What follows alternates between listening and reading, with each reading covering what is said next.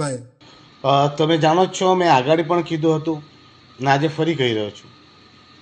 ગુજરાતમાં દારૂ બેફામ રીતે વેચાય છે.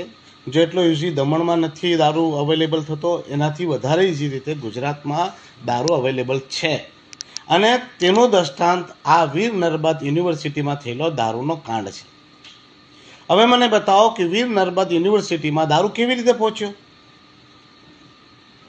શું ઉડીને ગયો કે ટનલમાંથી ગયો?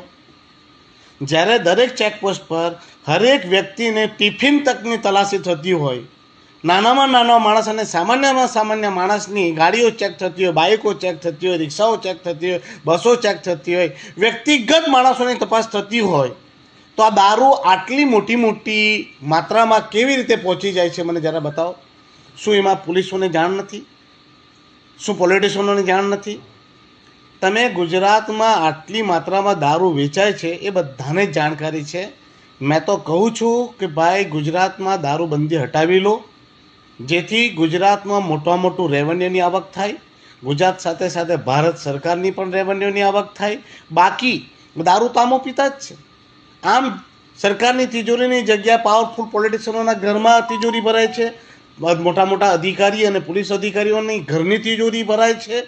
અને આમાં મોટા માણસો અયાસી કરે છે, મોજ મસ્તી કરે છે, અને નાનો માણસ, ગરીબ માણસ નિમ્ન કક્ષાની દારૂ પીને મરે છે. અને આવા નાના કેસોમાં બિચારો સપડાય છે અને તે જ તકલીફ ભોગવે છે. 31 પર બી મેં કીધું જ હતું, આ એક દિવસ માત્રની કામગીરી છે જે સામાન્ય માણસોને, પર્યટકોને હેરાન કરવા માટેની છે. બાકી ગુજરાતમાં દારૂબંધી જેવું કંઈ છે નહીં. એ તો કાગળ ઉપર દારૂબંધી છે. લોકોને હેરાન કરવામાં આવ્યા, પરેશાન કરવામાં આવ્યા. 31ના દિવસે નાકા ઉપર ઊભી રહીને રીતસરની ઉઘરાણી કરાય છે, લોકોને તકલીફ અપાય છે, અને તેના કારણે અમારા પ્રદેશના લોકોને હેરાનગતિ થાય છે. અમારો ટુરિઝમનો ધંધો બગડે છે, અમારા વેપારીઓ હેરાન થાય છે, અને અમને બધાને જ પરેશાન કરે છે.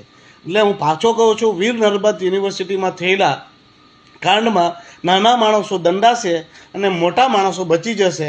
આમ પણ ગુજરાતમાં 28 કે 30 જગ્યા ઉપર તો બધી દારૂની પરવાનગી અપાઈ જ છે.